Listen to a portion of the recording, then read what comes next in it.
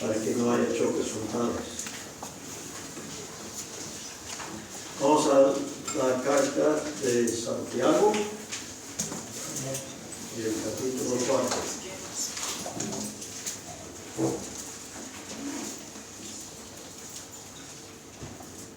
Y Dios mediante vamos a seguir con el tema empezado hace un par de semanas. Humillaos delante del Señor, la guerra espiritual interior y cómo ganarla. Vamos a leer los 10 primeros versículos.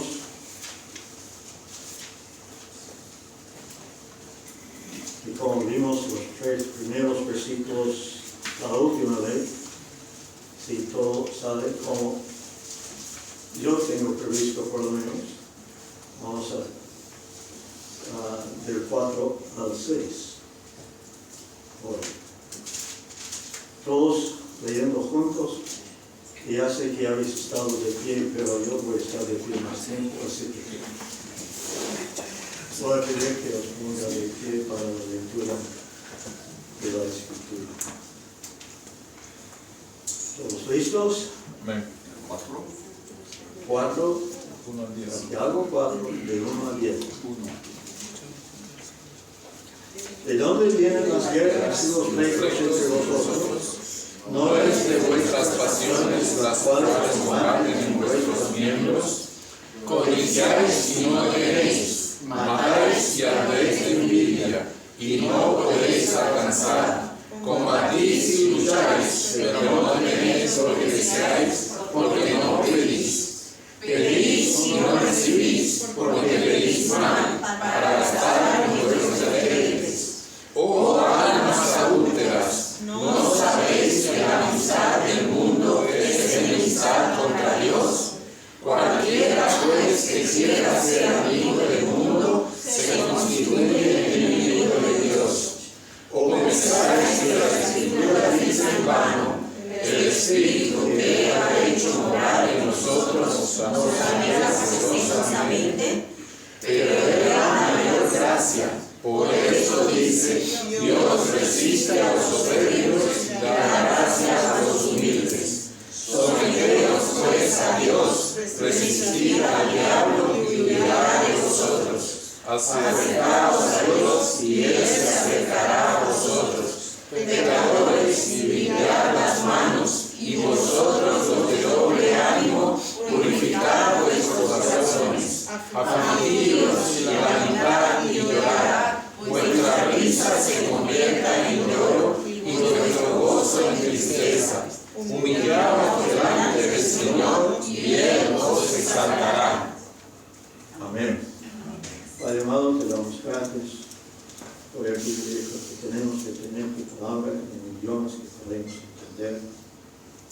Ahora pido tu ayuda para poder comunicar el mensaje que tú has puesto en mi corazón de una manera que todos lo entendamos, que estemos también dispuestos a dejarte obrar en nosotros para que la imagen que estemos predicando sea cada vez más conforme a la de tu Hijo Jesucristo. En cuyo nombre te pido todo. Amén. Amén. Podéis sentaros.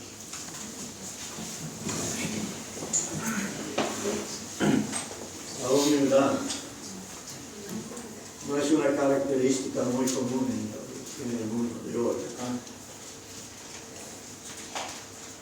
La última vez vimos las 2 primeras de 4 preguntas que hizo Jacobo a los que iban a recibir y leer este mensaje.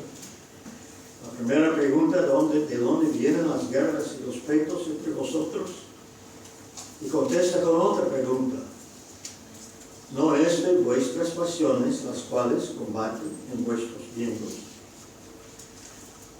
Si habéis fijado, hay mucho hablar de luchar en estos 3 primeros versículos. No siempre es una lucha con armas físicas, como rifles o flechas en aquellos días y espadas, sino más bien con la espada de la lengua. Si os acordáis, hace un tiempo hablamos del poder que tiene la lengua. En nuestro paso por esta carta. Aunque un miembro pequeño, la lengua es un miembro muy poderoso. Tiene mucho poder. Tiene poder para dirigir, como el timón del barco, el freno del caballo. También tiene poder para destruir, como la pequeña llama de una cerilla o de un pito tirado por ahí, porque puede destruir todo un bosque enorme. Aquí en estos 3 primeros versículos ha hablado de esta lengua y cómo usamos la lengua en contra del uno en contra del otro.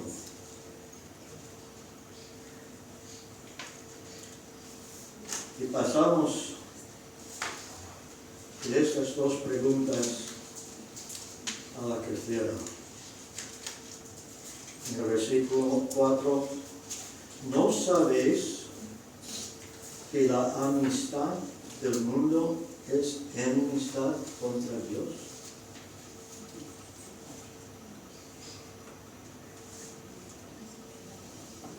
Reflexionando hacia atrás, Dios, en cierta manera Dios sí, pero Jacobo con su pluma había llamado a los que iban a leer la carta asesinos. Dice, os matáis.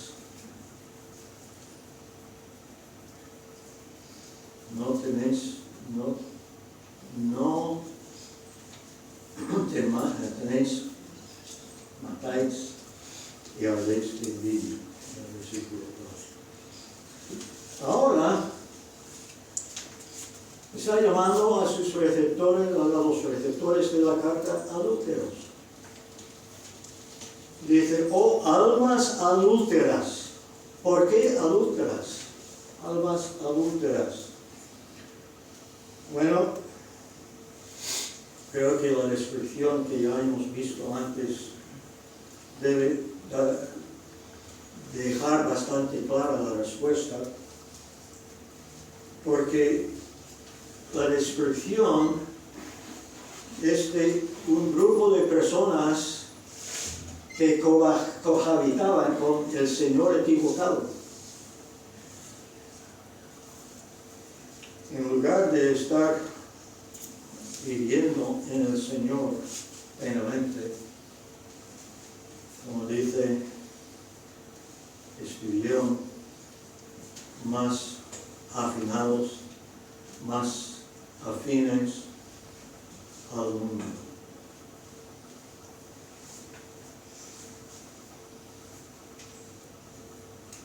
Habían hecho al mundo su amigo más íntimo en lugar del Señor que les había salvado.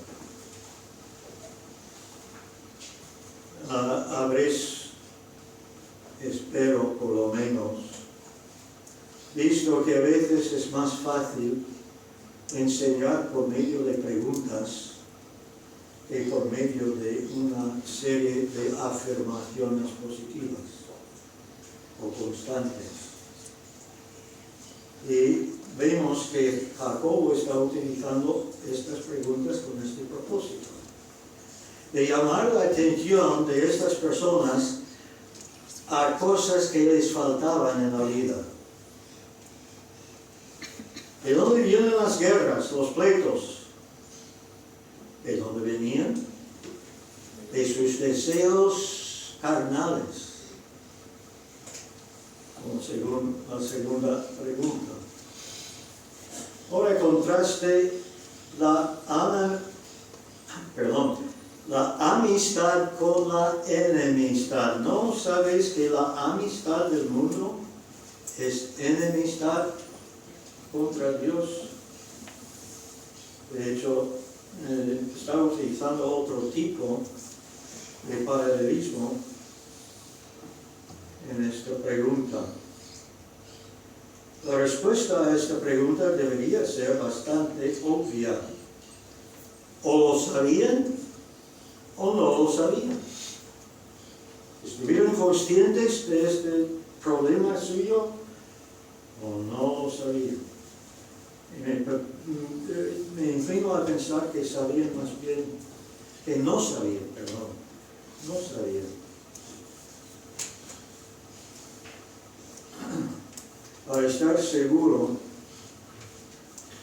de que si seguimos todos en la misma onda, ¿qué significa la palabra mundo aquí?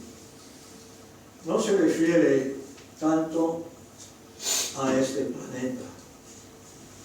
De hecho, si vamos atrás al original, al griego original, el significado primario a esta palabra es orden. Orden.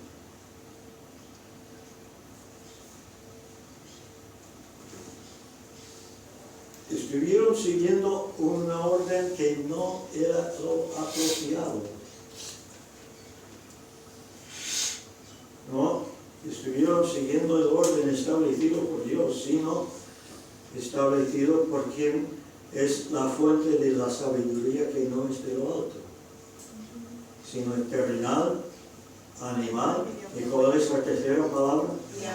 Diabólica. En otras palabras, tiene al diablo como su fuente.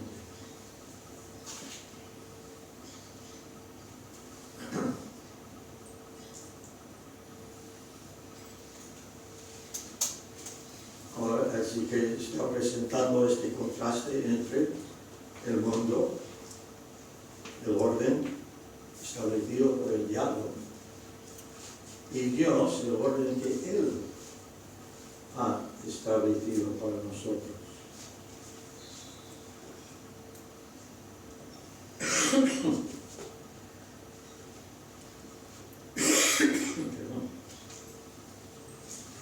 Una pregunta. ¿De quién somos? Como hijos de Dios. ¿De quién somos? Deberíamos ser de Dios, ¿no? Y si somos de Dios, deberíamos andar como tales. No somos del mundo, aunque a veces, y a veces es con más frecuencia que simplemente a veces vivimos como si fuéramos del mundo. Aunque ciudadanos nosotros de una variedad de naciones que se encuentran en el planeta Tierra, como vimos esta mañana en la escuela dominical. Había personas de Venezuela, de Bolivia, de Argentina, de Uganda, del país de Madrid,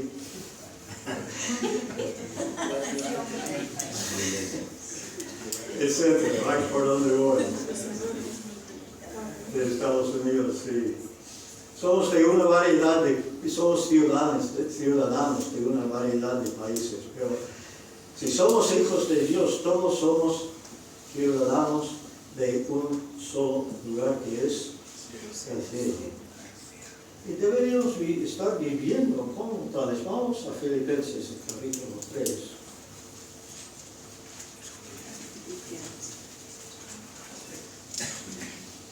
Filipenses, el capítulo 3, el versículo 20. Hay un imperativo aquí que llama la atención. Dice: hijos, está llamando la atención a nosotros. Hijos, obedeced a vuestros... Perdón, estoy en el libro equivocado.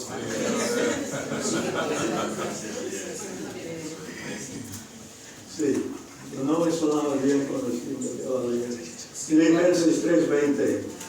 Mas vuestra ciudadanía está en los cielos, de donde también esperamos al Salvador, el Señor Jesucristo. Nuestra ciudadanía está en los cielos. Ahora, no se puede ser amigo de Dios y amigo del mundo al mismo tiempo. De hecho, Dios y el mundo son enemigos mortales. No existe amistad entre ellos. El mundo, o tal vez mejor dicho, el Señor del mundo, y el Señor que llamamos el mundo, declaró la guerra contra Dios aún antes de declarar la guerra contra el hombre. Vamos a Isaías el capítulo 14. Isaías 14, vamos a leer, o solamente vamos a leer una porción de todo el contexto.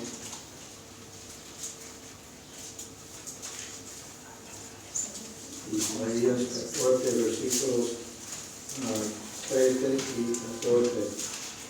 Tú que decías en tu corazón, subiré al cielo en lo alto, junto a las estrellas de Dios, levantaré mi trono en el monte del testimonio, me sentaré a los lados del norte, sobre las alturas de las nubes subiré y seré semejante al Altísimo. Mas tú derribado eres hasta el Seol, a los lados del abismo. Ahora, desde el momento cuando este personaje, que a veces llamamos el diablo, a veces Satanás, otras veces Lucero, otras veces la serpiente antigua, tiene una variedad de nombres, pero todo el mismo personaje. Desde el momento cuando él declaró la guerra contra Dios y todo lo que es suyo, ha hecho todo lo que está en su poder para hacer.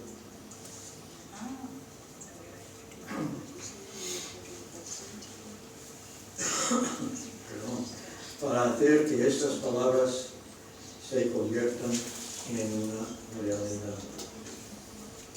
No se ha habido ni habrá ningún momento cuando tome una pausa.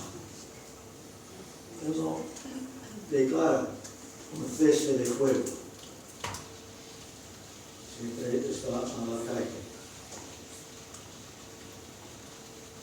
Esto es,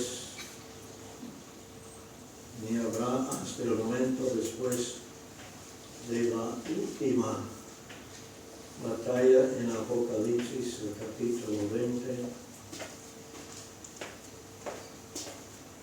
el versículo 10. Y el diablo que los engañaba fue lanzado en el lago de fuego y azufre donde estaba la bestia, el falso profeta, y serán atormentados día y noche por los siglos de los siglos. Esto es al final de la última batalla. Aún así, son muchos los hijos de Dios que intentan mantener un pie en el mundo y el otro al lado de Dios. ¿Y qué pasa con su testimonio? Resulta ser una derrota espiritual detrás de otra. Ahora la última de las 4 preguntas. ¿O pensáis que la Escritura dice en vano, el Espíritu que Él ha hecho morar en nosotros nos anhela directamente? Ahora, el Espíritu Santo mora en todos los que somos hijos de Dios y nos anhela celosamente. Empiezo con una afirmación. No hay ninguna palabra en la Escritura que está ahí por casualidad. Todas las palabras en estos 66 libros tienen su razón de ser. Todas las palabras en esta pregunta tienen su razón de ser. Todas las palabras desde las palabras más cortas, que pueden parecer las más insignificantes, hasta las más largas, y pueden parecer las más preponderantes, más difíciles de entender. Todos están allí para cumplir un propósito establecido por Dios.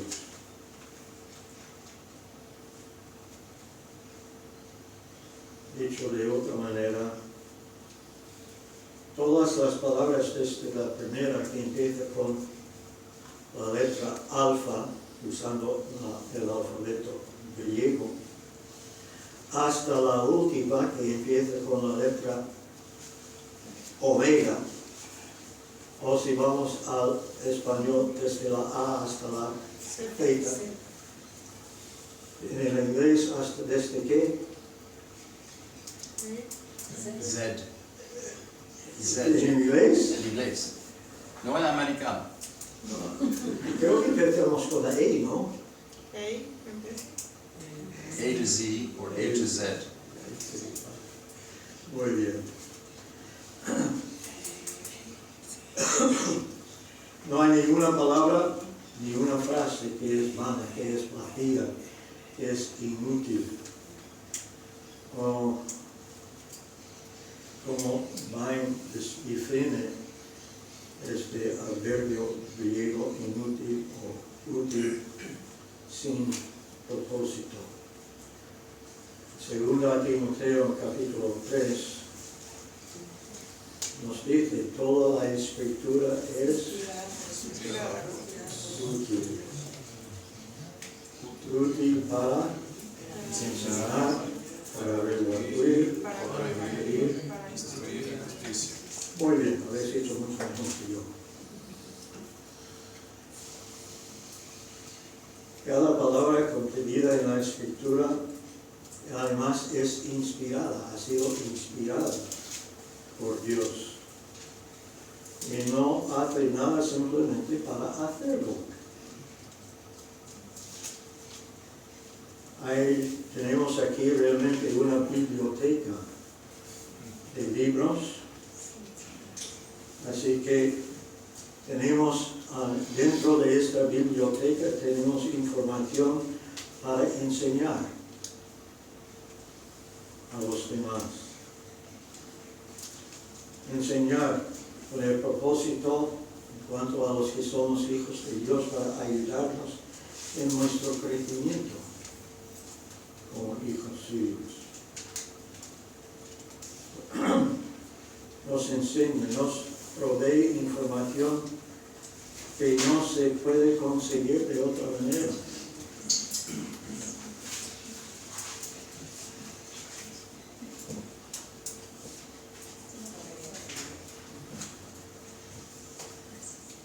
Ahora, la palabra redarguir me parece interesante porque habla de rebatir o refutar los argumentos de otro.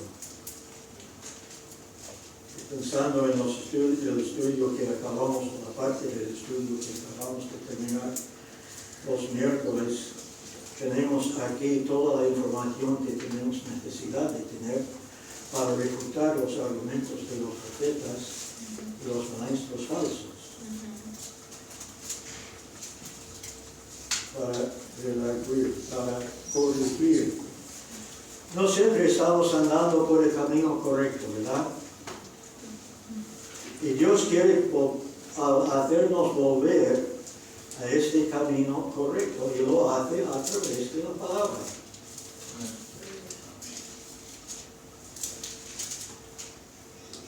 que al final nos instruye en justicia,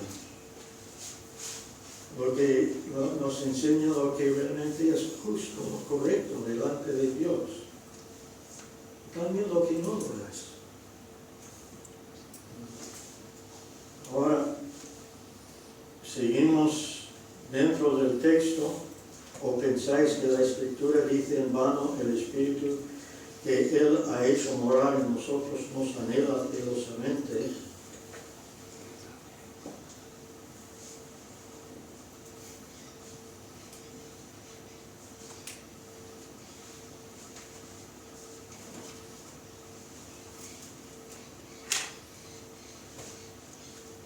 He buscado por todas partes sin encontrar esta cita en ninguna parte de la Biblia.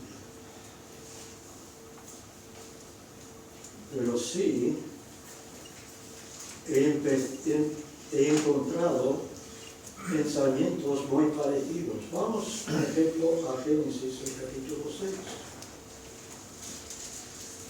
En ese capítulo tenemos la historia, la razón, la explicación de por qué Dios juzgó al mundo con un diluvio.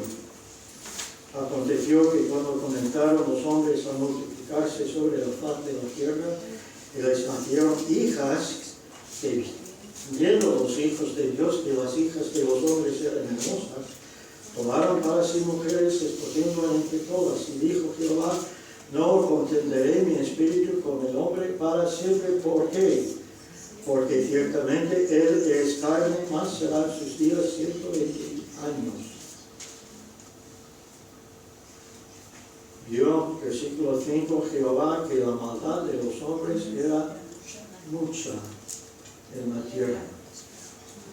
El hombre no, gracias a lo que hizo Adán, ya no tenía la misma mentalidad con lo cual había sido creado. Vemos con el paso de los siglos, leyendo este texto, la humanidad se había convertido en algo que le causó muchísima tristeza a Dios su Creador, tanto que decidió raer a la humanidad de sobre la faz de la tierra, no solamente la humanidad, sino también a todo lo que habitaba en la tierra. Y vio Jehová que la maldad de los hombres era mucha en la tierra, todo el designio de los pensamientos del corazón de ellos era de continuo solamente el mal, y se arrepintió Jehová de haber hecho hombre en la tierra, y lo dolió en su corazón. Y dijo Jehová: raeré sobre la faz de la tierra a los hombres que he creado, desde el hombre hasta la bestia y hasta el reptil y las aves del cielo, pues me arrepiento de haberlos hecho. Me da mucha tristeza. Pero gracias a este anhelo celoso, descrito por Jacobo en su epístola, este anhelo celoso que tiene Dios para con los hombres, en términos generales, demostró su gracia a Noé. Vemos que Noé halló gracia ante los ojos de Jehová, versículo 8. Pero una cosa más sobre esta gracia. No lo hubiera demostrado solamente a Noé. Pedro, en su segunda epístola, llama a Noé pregonero de justicia.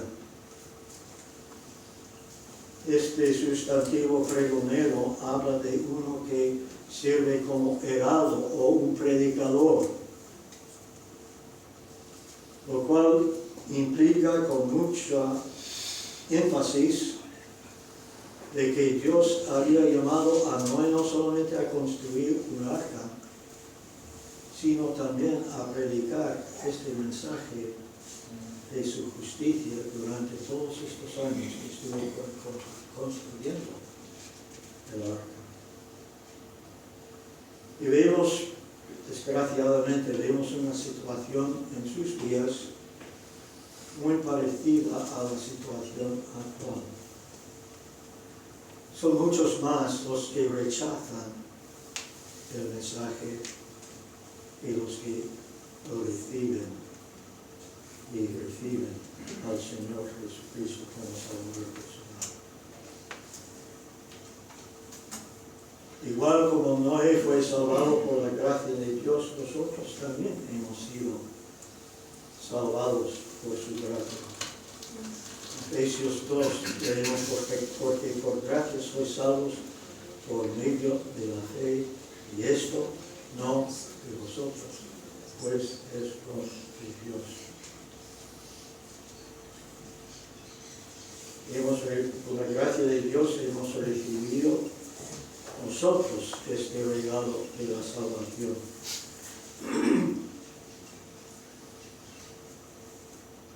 Salvación del juicio venidero, porque queda un juicio más para la tierra de todos sus habitantes. Esta misma gracia regaló a Noé la salvación, el juicio que vendría sobre toda la tierra, y lo único que tendría que hacer para aprovecharse de esta gracia era simplemente obedecer a Dios en fe. Algo que hizo.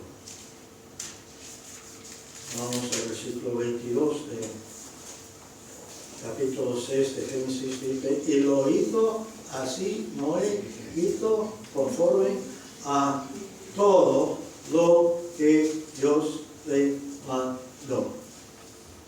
Así que no solamente construyó el arca, también estuvo predicando el Evangelio. Noé lo hizo todo lo que Dios le había mandado. Vemos también en el capítulo 7, versículo 4, porque pasados aún 7 días yo haré llover sobre la tierra 40 días y 40 noches, y raeré de sobre la faz de la tierra a todo ser viviente que hice. Y dice a continuación, e hizo Noé conforme a algunas cosas que Dios le había mandado hacer. ¿Cómo? A todo lo que Jehová le mandó. Es decir, cuando Dios le mandó entrar en el arca, ¿qué hizo? Entró en el arca.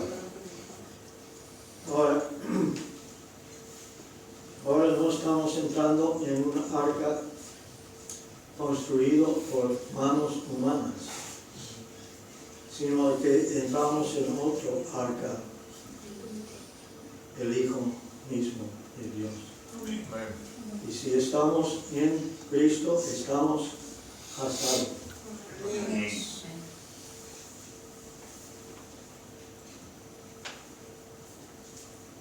De una manera muy parecida a lo que Dios hizo con Noé, ha hecho con nosotros.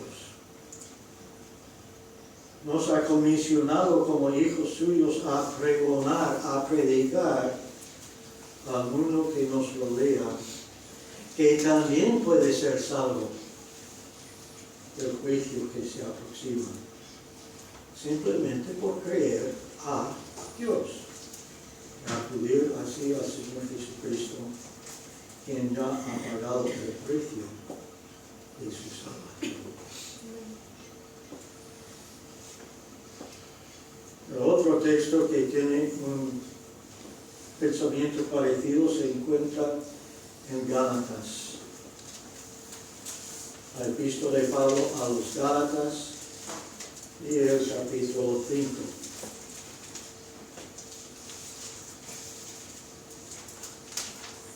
Gálatas, el capítulo 5, versículos 16 y 17. Digo pues, andad en el Espíritu y no satisfagáis los deseos de la carne, porque el deseo de la carne es contra el Espíritu y el del Espíritu es contra la carne.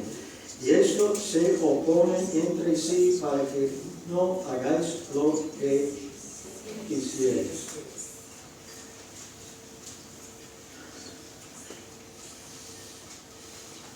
Dios no comparte felizmente habitación con nadie ni con nada.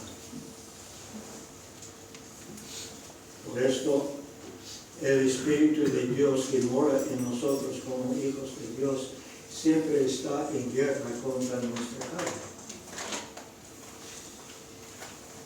Algunos ya han escuchado esta ilustración antes, no es original conmigo, sino de un pastor que ya está con el Señor, S.M. Lockridge.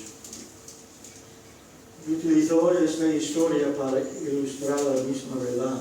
Dijo, tengo morando en mí 2 perros, uno blanco y muy bueno,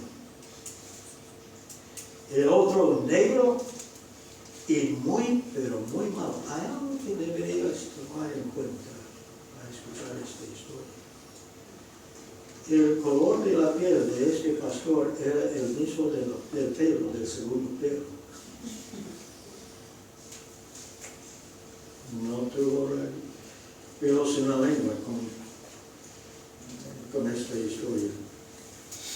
Y continúa, estos 2 perros siempre están luchando. No hay ni un momento de paz entre ellos. Pero ahora os voy a revelar un secreto. Siempre gana el perro que mejor y más alimento.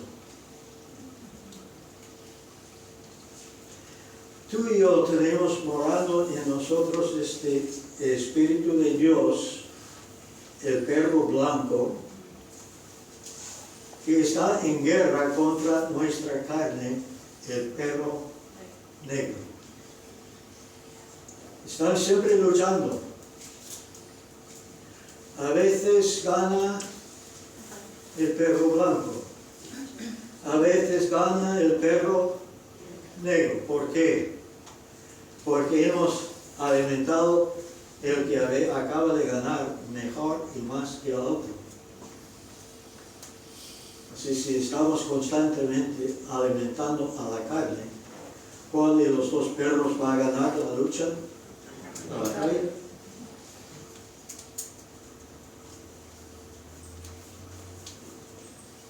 Pablo explicó esta batalla de una manera un poco distinta en el capítulo 7 de su epístola a los Romanos.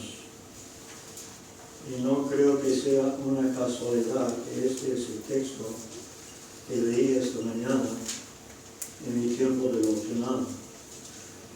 Y no lo había elegido a propósito, simplemente había llegado a este punto en mi lectura a través de la Biblia. Empezando con el versículo 21 del capítulo 7, Pablo escribe lo siguiente: así que, queriendo yo hacer el bien, hallo esta ley, que el mal está en mí.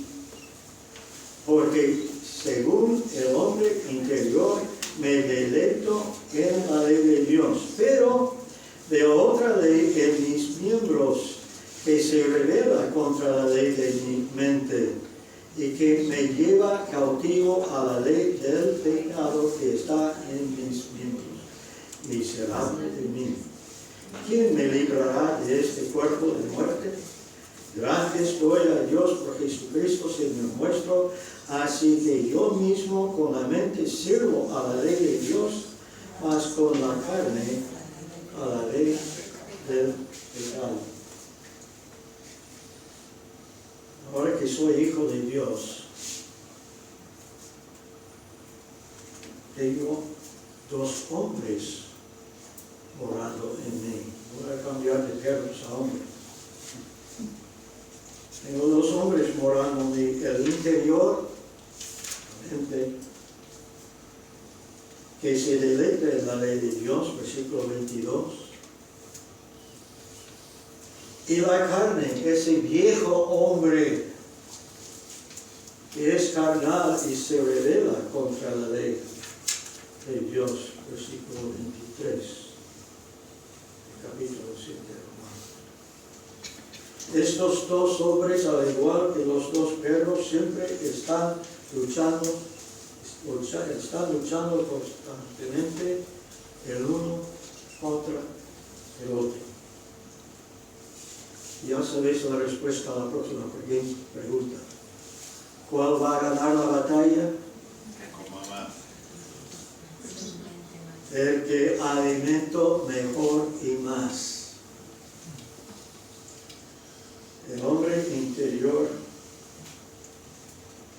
necesita cada día una buena porción de la palabra de Dios.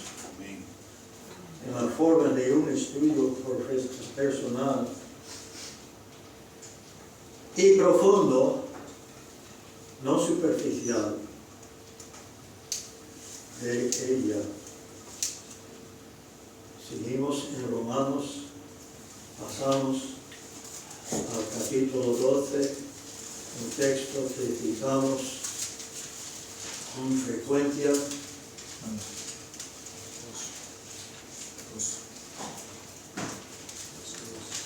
Pero para estar seguro voy a leer.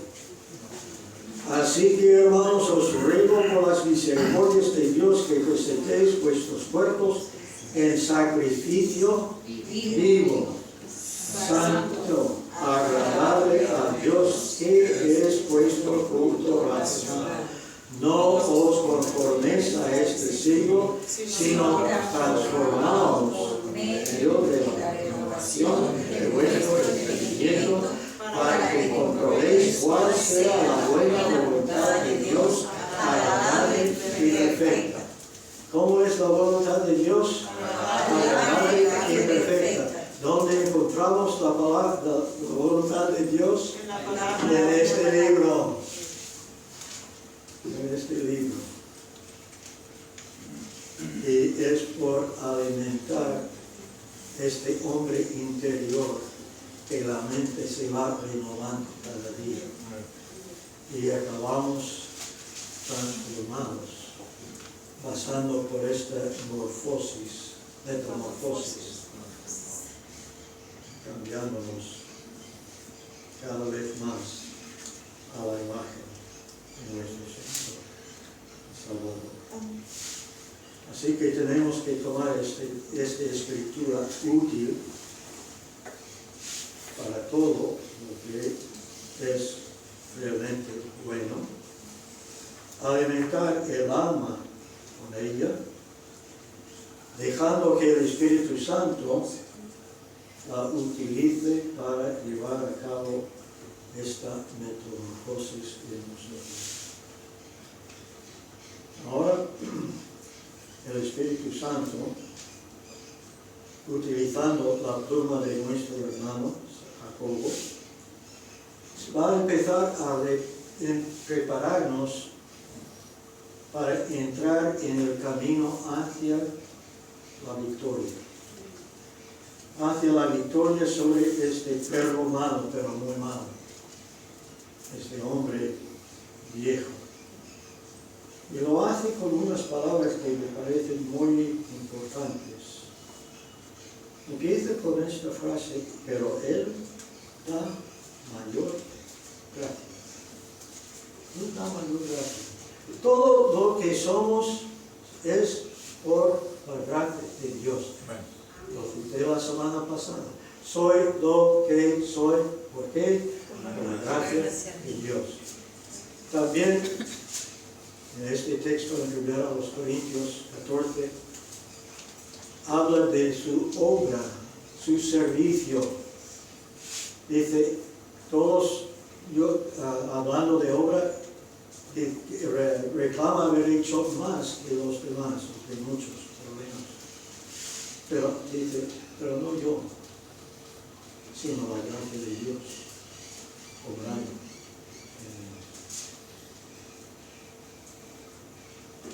Él, el Espíritu Santo, da a los hijos, a sus hijos de Dios, una gracia superior a todo lo que ha presentado hasta este momento. Una gracia que empieza con el don de la salvación, el don del Espíritu Santo que mora en todos los hijos legítimos de Dios. Pero no solamente da mayor gracia, sino también resiste a los soberbios. La gracia resiste a los soberbios, la gracia a los humildes. Resiste a los soberbios. Es el mismo que da gracia a los humildes. Y para los que habéis estado en el estudio de los miércoles, vais a recordar que la soberbia es una de las características de los hombres de los últimos días, según Timoteo 3:2. Y habla de la persona que aparenta o cree estar por encima de los demás.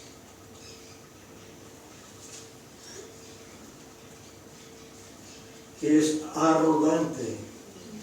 Esto me parece mucho al político de la actualidad. Desconozco el político que no demuestra algo de arrogancia. A propósito, si alguien conoce a algún político que no es arrogante, por favor, quiero conocerle.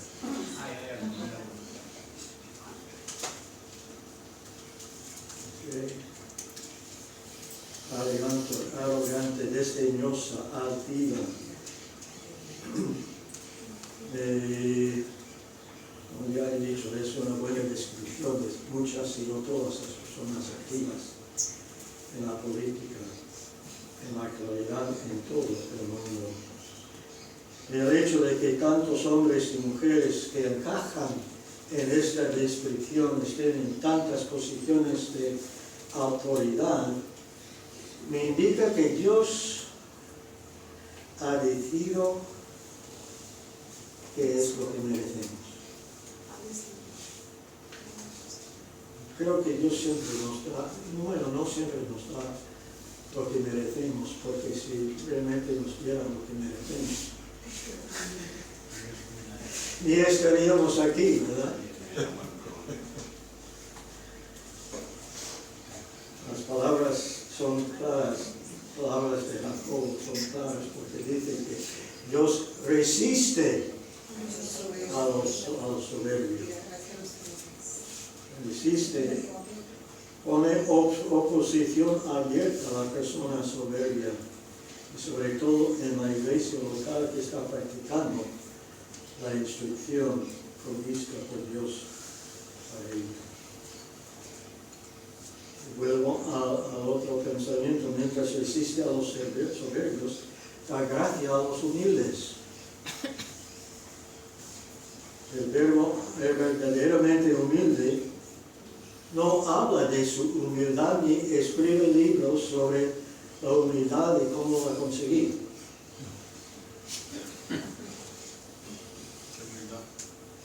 Y a propósito, había escuchado de un libro con este título.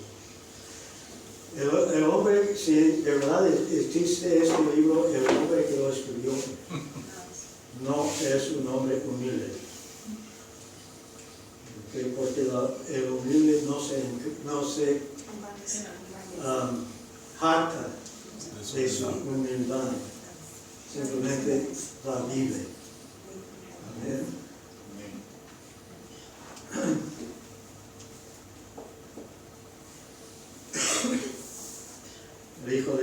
salvos por la gracia de Dios, estamos seguros por la gracia de Dios, servimos al Dios que nos ha salvado, que nos mantiene por esta misma gracia. Repitiendo el mismo pensamiento. Ningún siervo de Dios tiene este privilegio porque lo merece, sino porque Dios en su gracia así ha querido. Ahora tengo una serie de preguntas. Las llamo las preguntas de las 64.000 millones de euros. Cuando era un niño había un concurso en la televisión que tenía que ver con la pregunta de ahora el dólar tenía más valor que ahora. La pregunta de los 64.000 dólares. Pero ahora estas preguntas tienen que valer 64.000 millones de euros. ¿Vale? Primera pregunta, que realmente es una serie de preguntas, así que atentos. ¿Eres un hijo de Dios 2 veces nacido? Por la gracia de Dios. Te ha convencido de tu pecado, de la inutilidad que tienen las llamadas buenas obras para resolver todos los problemas relacionados con el pecado. Has puesto toda tu confianza en la promesa de Dios de salvar a todo aquel que le cree.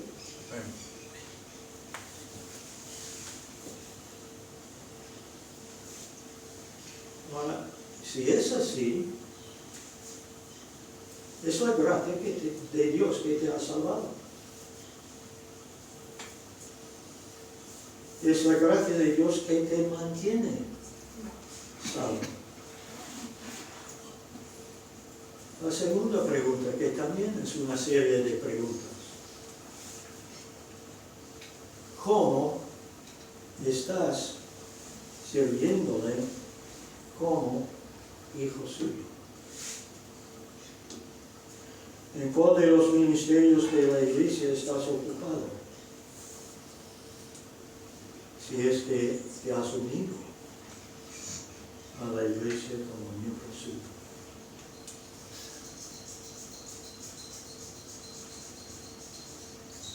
Cada uno de vosotros ya sabéis las respuestas a cada una de estas preguntas.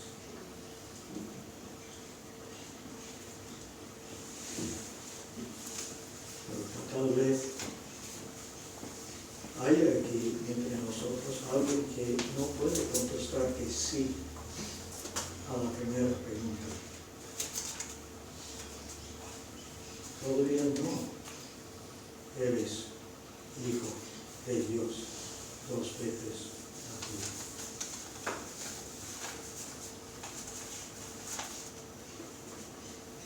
No tenemos la promesa de nada. No quiero asustar a nadie, pero sí asustar a todos. No tenemos la garantía del día de mañana. De hecho, no tenemos la garantía de la próxima respiración. Ahora es tu oportunidad de decir que sí a Dios, confiando en su promesa de salvarte.